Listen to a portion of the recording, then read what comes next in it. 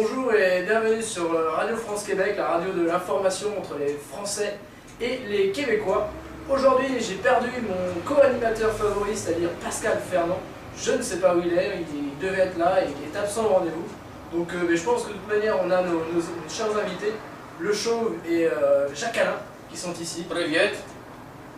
Donc ça devrait être une bonne émission quand même. Aujourd'hui, on a plusieurs sujets. Oh, attendez, ça bouge sous vos pieds. Et nous, je suis là, mes amis. Je suis là. Vous n'allez pas vous débarrasser de moi comme ça, là. Alors, Je vous ai fait une blague, Bon, c'est ça, hein. oui, On prendre se la cache place. ça, ça peut- Ah, je vois. Oui, alors, il fait un petit peu froid, et puis je dois vous dire que j'aime beaucoup la viande de bison. La viande de bison qui nous dit. J'adore la viande de bison, moi. Quel Et goût ça, la viande de bison, ça? le bison... Oh, allez. Le bison, c'est ma viande favorite le matin. C'est parfait. Alors, on part avec nos sujets de la semaine, mes amis. Exactement.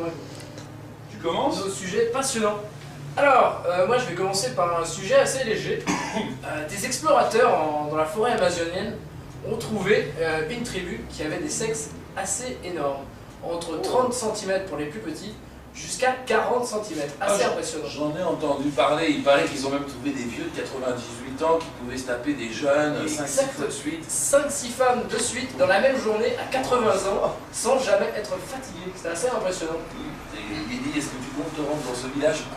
Pas, non, pour l'instant non, mais de toute manière, en pharmacie maintenant, vous pouvez trouver le produit.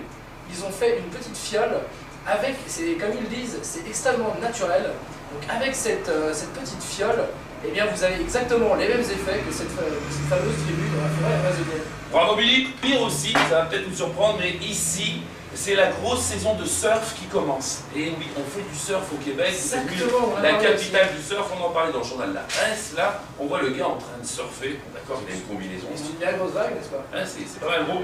Il faut dire qu'ils veulent installer des machines pour faire des vagues. Alors à la mairie, c'est un dossier d'ailleurs qui fait des vagues, paraît-il, parce que les gens sont pas trop contents. Voilà. Alors aussi, vous parlez peut-être des bonnes affaires, mais un peu plus tard, les bonnes affaires. Je crois que nos invités Il y a ont des choses à nous raconter. dire aujourd'hui. Oh. Alors parle-t-il français, notre invité? Est-ce S'il que vous vous plaît, parlez-vous français? vous êtes à Radio France Québec, est-ce que vous pourriez faire un tout petit effort? Oh. Bon, je vais passer la parole à Jacques Alain. Nous nous sommes trompés dans Oui, les invités. restons dans la francophonie, je ne sais pas ce qui se passe, mon ami de droite est subitement absent de francophonie. Oui, oui, c'est bien. Bon, moi je voulais juste vous présenter un petit sujet transcendantal de société, de la société montréalaise. Donc depuis quelque temps, la ville de Montréal a déclaré la guerre au nid de poule, oui exactement, oui.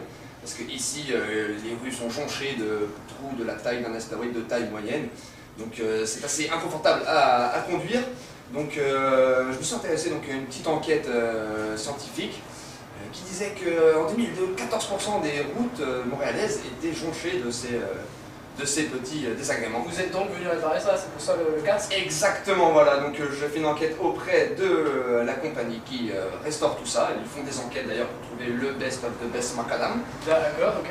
Le solide, celui qui répond à toutes les demandes. Oui, parce que le climat ici est très rude et... Exactement, le gel fait péter, les routes, c'est ça? Exactement, donc voilà, donc ils ont investi beaucoup, plus de 250 millions de dollars, je ne sais plus. Donc malgré tout cela, le nombre de râleurs, de contestataires ne désemplit pas. Par exemple, l'année dernière, on a constaté en moyenne une plainte par jour, un peu plus d'une plainte par jour. Donc d'ailleurs, pour l'anecdote, l'année dernière, un homme en Chrysler s'est vu réclamer 77 000 dollars de dommages et intérêts, tout ça pour un essieu. Ça fait cher la nid de poule, dis donc. Écoutez, on peut dire que les routes québécoises sont un peu comme les pistes africaines, c'est ce que vous voulez dire. Exactement, donc je voulais juste donner ce petit conseil. C'est l'Afrique en blanc, de toute façon. Exactement. Ouais. Voilà, donc juste un petit conseil pour vous, auditeurs, si vous voulez venir au Québec et que vous avez des hémorroïdes, prenez plutôt le métro, parce que ça sera un peu moins douloureux, je pense. Voilà. Est-ce que notre ami Romain a retrouvé son français? Je crois qu'il est débile aujourd'hui. Ok, Je vais d'accord. tenter. C'est Romain. la chacun Romain? Il en a perdu. Bon, Il n'enverra pas son chèque de paye. Non. Ah, regardez, chèque de paie, on parle un peu d'argent. laissé aller, excusez-moi, là j'étais en fin fond de vos pensées. Ouais, c'est un peu ça. Ok. Bon, alors moi je vais vous présenter donc les Français qui ont réussi au Québec. Alors pour ne citer que Sabrina Catala, une jeune Française de 29 ans, qui a voulu faire en quelque sorte comme son grand-père. Son grand-père qui est parti au Maroc faire fortune. Elle s'est dit pourquoi pas faire ça au Québec. D'autant plus qu'elle s'est rendue compte que les Québécoises n'avaient pas énormément d'accessoires de mode comme les Françaises. Alors accessoires de type chapeau et sac à main. Donc elle a vraiment trouvé qu'il y avait un marché à prendre. Et donc ça a été la première Française à monter la franchise Lollipop. Et je peux vous dire que maintenant elle vit très confortablement. Lollipop, ça existait en France, ça avant? Tout à fait, c'est une marque européenne. Et donc elle l'a apporté ici. Elle a apporté ici, elle a monté la première franchise aux États-Unis. Écoutez, à nos amis qui ont des projets Au en Canada. France qui ne marchent pas très bien, n'hésitez pas à venir ici. Ici, tout est possible. Tout est possible. Alors, Lollipop. Bon, alors ça c'était pour prendre un petit peu plus loin, mais on peut trouver dans notre cercle d'amis. Pour ne citer que Sébastien Lalaunis, que vous avez vu sur la rubrique sur l'immigration, et moi-même, nous avons eu l'opportunité de donner des cours de vin à des étudiantes québécoises. Exactement. Et même plus pour Sébastien. Ça Et confidentiel. D'ailleurs, les étudiants. J'ai entendu dire que vous donnez des cours en profondeur. Je donne des cours en profondeur, c'est exact, c'est le mot. Écoutez, il faut bien leur montrer la culture française. Il passe faut pas un que suivi par personnel, hein, je suis d'accord. un suivi personnel, exactement. D'ailleurs, ces chers étudiantes ont appelé M. Lalaunis Doc Champagne. Ah. Donc, je vous propose de regarder la vidéo, on a enregistré ça, c'était sur Radio Ville-Marie, c'est une radio montréalaise. Et donc notre cher ami Sébastien, alias Doc Champagne, accompagné de notre cher co-animateur Pascal Fernand, était sur le plateau de la radio. Je vous propose de regarder la vidéo tout de suite. Oui, je vous ai apporté le Doc Champagne, alias Sébastien Lalaunis, qui va nous parler un petit peu de ce monde, qui est le monde du champagne, puisqu'il le connaît bien, il a étudié dedans, et puis toutes ces petites anecdotes que nous allons voir ensemble. Alors, Wafa, si vous avez des questions sur le champagne pour nos auditeurs, je vous ai amené vraiment le spécialiste. Bonjour Doc. Bonjour à tous, bonjour à tous les auditeurs. Alors, Doc Champagne, quelle est on fait souvent la différence entre le champagne, le vin mousseux. Quelle est la différence fondamentale? Elle est fondamentale. Il y a plusieurs différences fondamentales. C'est ça le secret du champagne. Bon.